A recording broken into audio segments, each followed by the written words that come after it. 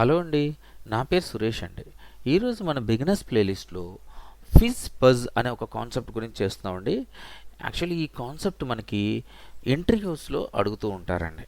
Okay, so వీటిని ఎలా చేయాలి మనకి అని ఒక ఎక్సర్సైజ్ కింద మనం చేద్దామండి. ఓకే, సో ఫిజ్ బజ్ అంటే ఏంటంటే అండి, మనకి ఒక నెంబర్స్ ఇస్తారనమాట అండి, కౌంట్ ఇస్తారు. అంటే 1 to 100 అవ్వచ్చు, 1 to 200 అనవచ్చు. ఆ నెంబర్స్లో ప్రతి నెంబర్ని మనం ఐట్రేట్ చేసి అంటే యాక్సెస్ చేసి, ఓకే, మనం ఐట్రేషన్ అంటారండి వీటిని. మనం అంటే ప్రతి నెంబర్స్ని ఫర్ లూప్ యూజ్ చేసి ఐట్రేట్ చేస్తాం కాబట్టి ఐట్రేట్ అంటారు. కానీ నేను ప్రతిసారి మీకు యాక్సెస్ చేసి అని చెప్తున్నాను. So it's a technical word అనమాట అది ఐట్రేట్ అనేది. ఓకే, సో మనం యాక్సెస్ చేసి ఆ నెంబర్ని, ఓకే, 2 నెంబర్స్ ఇస్తారనమాట. ఎలాగంటే ఒక 3 అనే 5 అని ఇచ్చారనుకోండి, మనం ఏదైతే యాక్సెస్ చేసామో ఫర్ లూప్లో ఆ నెంబర్ని 3తో డివిజిబుల్ చేయమంటారు. 3తో డివిజిబుల్ చేస్తే ఒకవేళ డివిజిబుల్ అయ్యింది అని అంటే దాన్ని ఫిజ్ కింద ప్రింట్ చేయమని చెప్తారు. 3 కింద ప్రింట్ చేయకూడదు, ఫిజ్ అని ప్రింట్ చేయాలన్నమాట.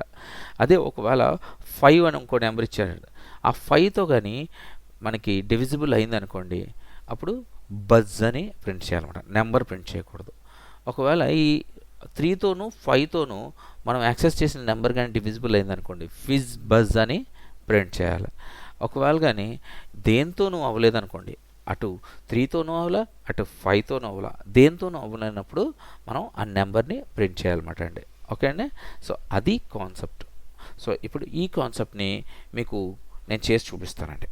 ఓకే, సో ఫంక్షన్ మనం డెఫ్ ఫిజ్ బజ్ అనే తీసుకుందాము. Fizz buzz. సో ఇందులో నెంబర్స్ని మనం పాస్ చేయాలి కదండి. సో నెంబర్స్ని పాస్ చేయడం కోసం ఎన్ అని ఒక వేరియబుల్ తీసుకున్నానండి. ఓకే, ఆ పారామీటర్స్ తీసుకున్నాను. అందులోకి ఆ ఎన్ అనే ఏదైతే ఉందో పారామీటర్లోకి మనం నెంబర్ని పాస్ చేస్తాం అనమాట. ఎన్ని నెంబర్స్ అనే దాన్ని పాస్ చేస్తాం. ఓకే, సో ఇప్పుడు ఫర్ లూప్ రాస్తున్నానండి, ఎందుకంటే మనం ఇచ్చిన నెంబర్ ప్రతి నెంబర్ని యాక్సెస్ చేయాలి కదండి. So for I in range, okay, 1 నుంచి n వరకు, అంతే కదండి. అయితే ఇక్కడ n వరకు అంటే 9, ఒక 100 ఇచ్చామనుకోండి 99 వరకే అవుతుంది కాబట్టి సో +1 కూడా తీసుకుంటాను. అంటే నేను ఎన్ని నెంబర్లు ఇస్తే అన్ని నెంబర్ వరకు కంప్లీట్గా చెక్ చేయమని చెప్పేసి చెప్తున్నానండి. ఓకే, సో ఇక్కడ ఇఫ్ ఫంక్షన్ రాస్తున్నానండి. ఇఫ్ ఐ అంటే ఏ నెంబర్ అయితే వస్తుందో ఆ నెంబరు డివిజిబుల్, మాడ్యులస్ రాయొచ్చు కదండి. మాడ్యులస్ 3 అంటే 3తో మాడ్యులస్ డివిజిబుల్ అయ్యి =, రిమైండర్ 0 వస్తే డివిజిబుల్ అయినట్టండి, అంతే కదండి. సో రిమైండర్ 0 వస్తే, మాడ్యులస్లో రిమైండర్ 0 వస్తే డివిజిబుల్ అయినట్టే, 0 రాకపోతే డివిజిబుల్ కానట్టు. ఓకే, సో డివిజిబుల్ అయ్యి అలాగే, ఓకే, అదే నెంబరు ఐ వాల్యూలో ఏముంటే అది, ఐ వాల్యూలో ఏది ఉంటే అది ఆ నెంబరు 5తో డివిజిబుల్ అయ్యి 0 వస్తే, అంటే 5తో డివిజిబుల్ అయిందంటే 0 వస్తున్నట్టే, అవ్వకపోతే 0 రానట్టు అర్థం, అంతే కదండి. సో ఈ 2 కండిషన్స్ ఏవైతే ఇచ్చానో ఆ ఈఫ్ కండిషన్లో ఆ 2 సాటిస్ఫై అయితే ఒకవేళ మనకి అప్పుడు ప్రింట్ ఫిజ్ బజ్, ఓకే అని చెప్పేసి ప్రింట్ చేయమని చెప్పేసి నేను చెప్పాను అనమాట. ఓకే, ఇప్పుడు క్లియర్ అయింది.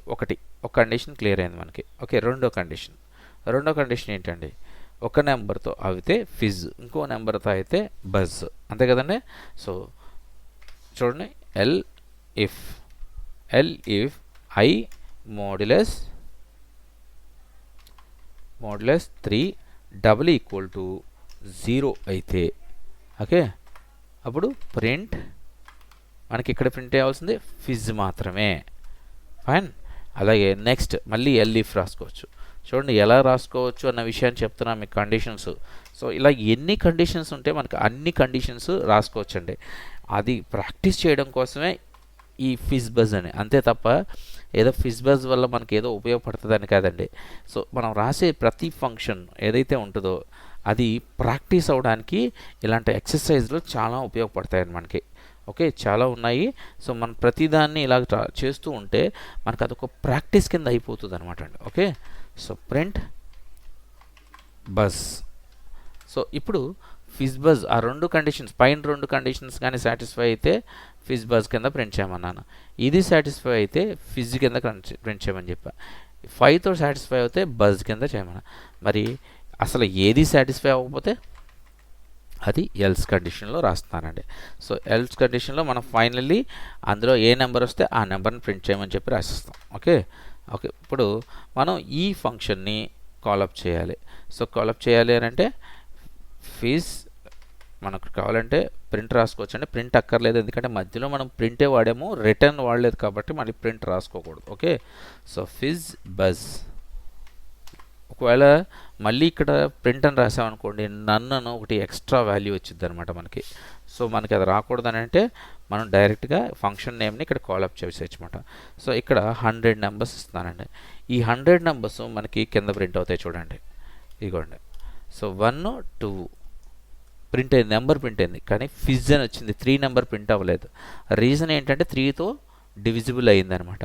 సో ఇక్కడ ఫిజ్ బజ్ ఎక్కడ వచ్చింది, ఫిజ్ బజ్ చూసారా 15 వచ్చింది, అంటే 3తోనూ ప్లస్ 5తోనూ కూడా డివిజిబుల్ అవుతుంది. చూడండి ఫిజ్ బజ్ మళ్ళీ 30లో వచ్చింది, మళ్ళీ చూడండి 45లో వచ్చింది.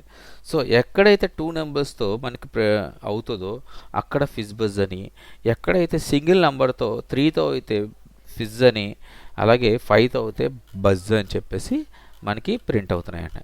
సో దీనివల్ల మనకి తెలుసుకునే విషయం ఏంటంటే అండి, మనం ఏదైతే లాజిక్ రాస్తున్నామో ఆ లాజిక్ ప్రాక్టీస్ అవ్వడం కొరకే మాత్రమేనండి ఇది. అంతేగాని ఈ ఫంక్షన్ మీకు ఎక్కడో ఉపయోగపడుతుందని మాత్రం చెప్పట్లేదు నేను. జస్ట్ ప్రాక్టీస్ అంటే మనకి ఇక్కడ చూడండి లాజిక్ ఏం రాసాం, ఫస్ట్ ఒకటి తీసుకున్నాం, ఆ రెండిట్లో సాటిస్ఫై అవ్వకపోతే రెండోది తీసుకున్నాం, ఇది కూడా సాటిస్ఫై అవ్వకపోతే ఇది తీసుకున్నాం. సో ఫంక్షన్ ఎలా రన్ అవుతుంటుందండి, ఒక నెంబర్ తెచ్చుకుని ఇది సాటిస్ఫై అయిందా లేదు చెక్ చేసుకుంటుంది, అవ్వలేదు. సో సెకండ్ సాటిస్ఫై అయిందా లేదు చెక్ చేసుకుంటుంది, అవ్వలేదు. థర్డ్ సాటిస్ఫై ఉందా లేదా చెక్ చేసుకుంటుంది, అవ్వలేదు. సో ఫోర్త్ సాటిస్ఫై అవినా అవ్వకపోయినా ప్రింట్ చేసేయాలి. అర్థమైందండి మీకు?